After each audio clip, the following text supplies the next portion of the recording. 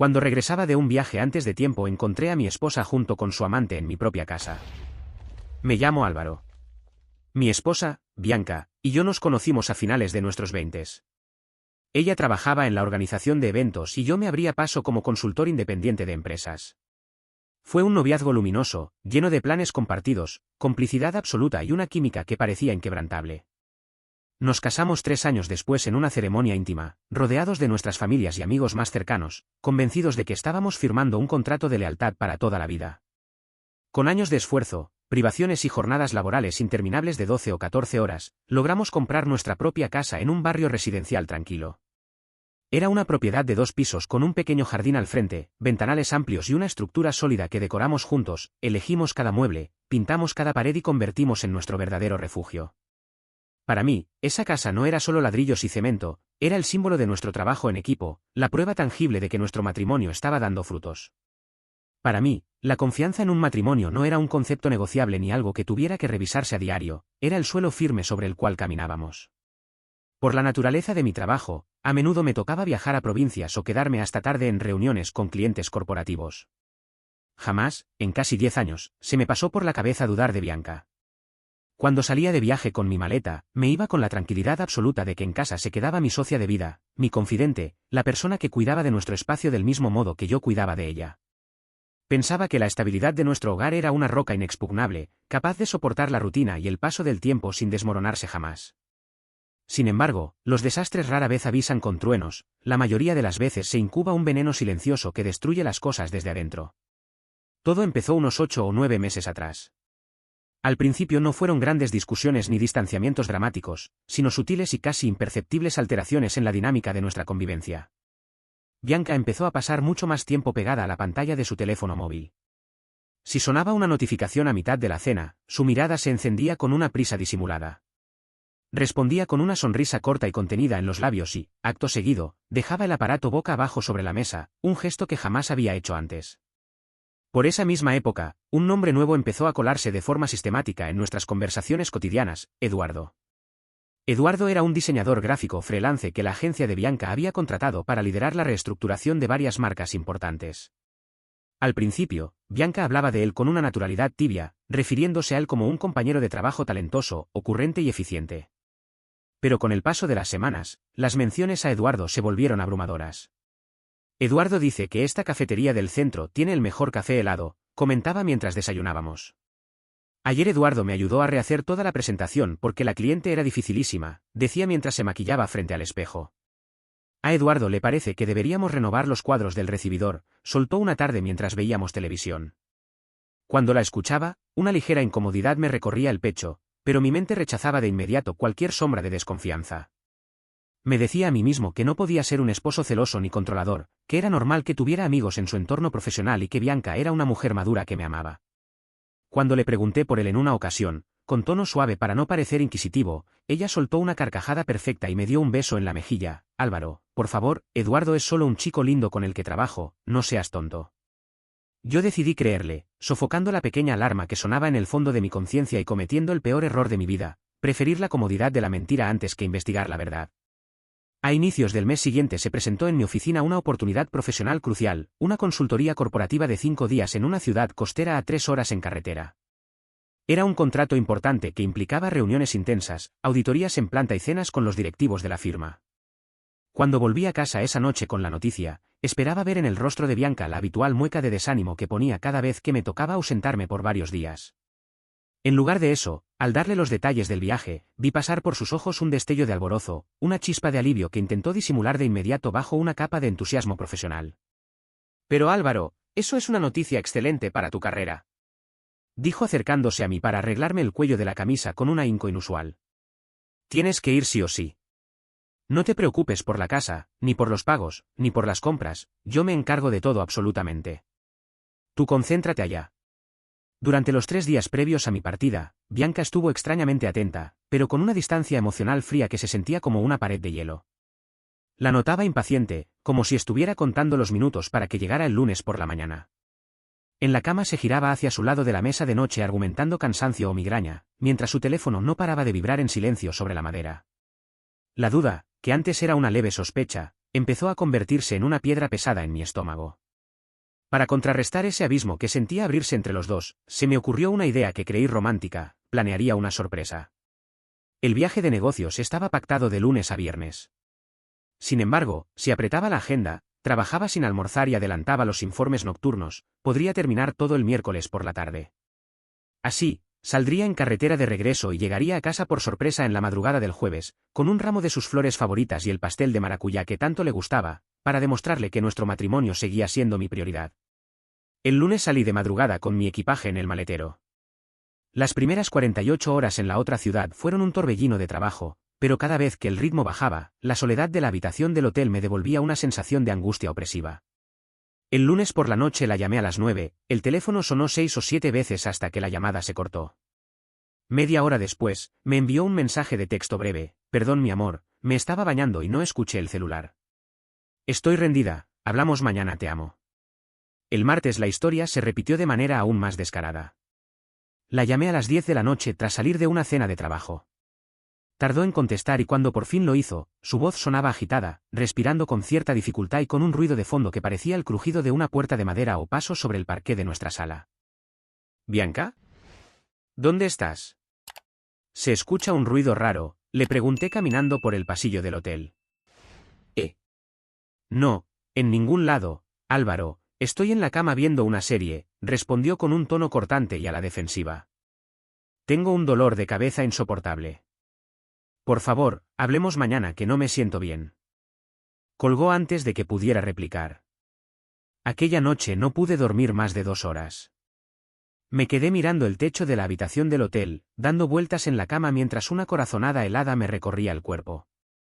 Ya no era paranoia, era la certeza instintiva de que me estaban viendo la cara. El miércoles me levanté a las 6 de la mañana, aceleré todas las reuniones, presioné a los ejecutivos para firmar los documentos pendientes y para las 5 de la tarde ya tenía mi maleta en el auto. Cancelé la última cena de cierre de proyecto, encendí el motor y tomé la carretera de regreso a mi ciudad, impulsado por una mezcla amarga de angustia, rabia contenida y la desesperada esperanza de estar equivocado y ser yo el loco de la historia. Manejé durante más de 3 horas en medio de una noche cerrada y lluviosa. Llegué a mi vecindario pasadas las 2 de la mañana. Las calles estaban sumidas en un silencio sepulcral, iluminadas únicamente por los faroles amarillos de las esquinas. Apagué las luces de mi vehículo al doblar la última calle y estacioné a unos 50 metros de mi propiedad, con el motor apagado. Caminé a pie bajo la llovizna con el corazón batiéndome contra las costillas con una fuerza salvaje que me provocaba náuseas. Al acercarme a la reja de entrada, la luz de la farola iluminó un vehículo estacionado a medio esconder detrás del gran arbusto de mi jardín, un sedán negro, pulcro, con un distintivo adhesivo en el parabrisas trasero. Lo reconocí al instante, era el auto de Eduardo. Sacar las llaves de mi bolsillo me tomó varios segundos porque las manos me temblaban de manera descontrolada. Introduje la llave en la cerradura principal con un cuidado enfermizo, girando el cerrojo milímetro a milímetro para no hacer el menor ruido. Al abrir la puerta y dar el primer paso hacia el recibidor, el aire interno de la casa me golpeó el rostro, olía a comida a domicilio, a vino tinto esparcido y al perfume caro que Bianca reservaba únicamente para fiestas elegantes. En la mesa del comedor había 2 copas con restos de vino y la botella vacía sobre un mantel individual. Caminé en calcetines por la alfombra del pasillo, subiendo los peldaños de la escalera hacia el segundo piso. La casa estaba a oscuras, salvo por una franja de luz tenue y cálida que se filtraba por debajo de la puerta entreabierta de nuestra habitación matrimonial. A medida que me acercaba, el aire se volvió denso. Desde el interior del dormitorio llegaba el murmullo de voces bajas, risitas ahogadas y el sonido inconfundible de sábanas agitándose.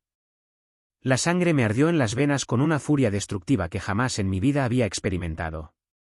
Empujé la puerta de madera de un solo golpe seco contra la pared. La escena que vi en ese segundo quedó grabada a fuego en mi memoria para siempre.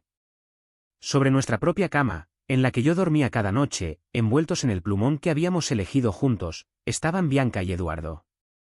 Bianca estaba desnuda de la cintura para arriba, con el cabello despeinado y los hombros bronceados expuestos. Eduardo estaba encima de ella, sin camisa.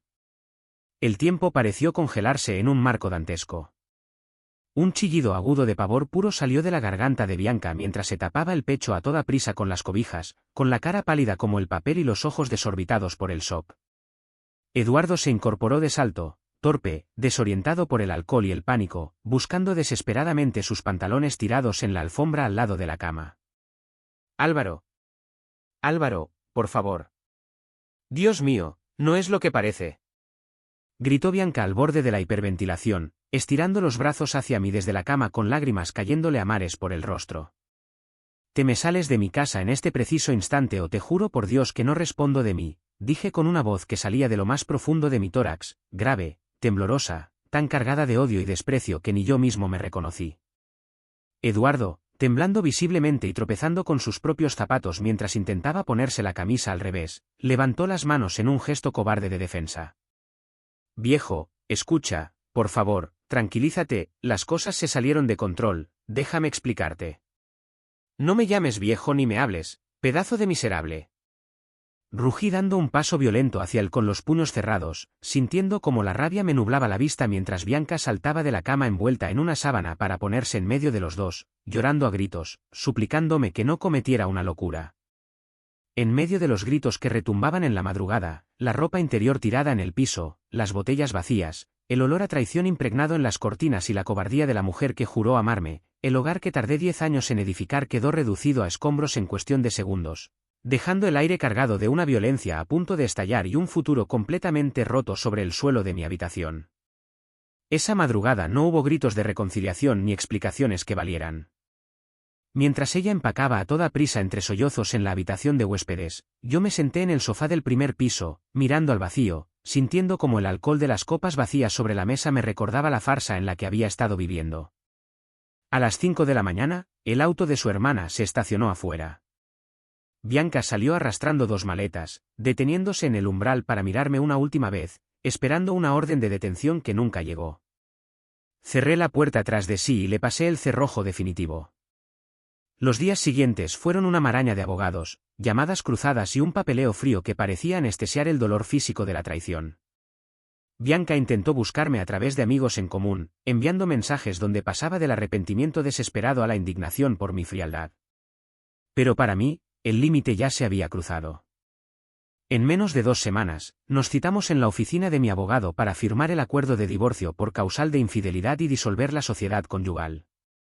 Verla del otro lado de la mesa de cristal, flanqueada por su representante legal, fue una experiencia surrealista. Ya no era la mujer con la que había soñado envejecer, era una desconocida que firmaba hoja tras hoja, cediendo la propiedad de la casa a cambio de su libertad y evitando en todo momento sostenerme la mirada. Cuando estampé mi firma en el último folio, sentí un chasquido seco dentro del pecho. El matrimonio que me tomó 10 años construir se extinguió en 15 minutos de trámite burocrático. Salí a la calle, respiré el aire frío de la tarde y me di cuenta de que, aunque la casa estaba vacía y mi vida hecha pedazos, la mentira por fin había terminado. Apenas han pasado 3 semanas desde la firma de los papeles y la herida sigue abierta en carne viva. La casa se siente helada, enorme y llena de un silencio opresivo. Todavía hay cajas acumuladas en la sala y ropa por ordenar, cada rincón conserva el eco de lo que fuimos y el dolor de cómo terminó todo. No hay paz ni superación rápida, solo un proceso amargo de asimilar que la vida que conocía ya no existe. De Bianca me entero de a pocos por la gente en común, y la realidad no perdonó. Su historia de amor con Eduardo no aguantó ni el primer embate de la realidad, apenas el escándalo estalló y la presión social se hizo insostenible, él demostró el cobarde que siempre fue y se alejó por completo, dejándola sola. Bianca está viviendo temporalmente en el sofá de la casa de su hermana, destruida por la culpa, llamándome a deshoras desde números desconocidos solo para llorar al teléfono y pedirme perdón, una llamada que siempre termino cortando en silencio. Camino por el pasillo de mi propia casa y la rabia ha empezado a cederle paso a un vacío pesadísimo en el pecho. No hay finales felices ni grandes lecciones aprendidas todavía, solo quedan las ruinas de un matrimonio roto, 2 personas atravesando su propio infierno y la certeza de que curar esto nos va a tomar muchísimo más tiempo del que quisiéramos. Lo de Bianca es el reflejo perfecto de una inmadurez emocional. Lo que hizo no fue solo un error de una noche, fue un cálculo frío. Metió al amante a su propia casa, a la cama que compartía con su esposo, demostrando un desprecio y una falta de respeto totales por la persona que confiaba ciegamente en ella. Ella lo tenía todo: un esposo leal, estabilidad y un proyecto de vida sólido de 10 años. pero cayó en el error clásico de confundir la paz y la rutina de un matrimonio real con aburrimiento. En lugar de hablar con Álvaro, de poner de su parte para reavivar la chispa o tener la honestidad de decir «ya no quiero estar aquí» y pedir el divorcio, prefirió ser infiel. Bueno, como suelo decir siempre, like y suscríbanse si les gustó. Chaucito, los quiero mucho.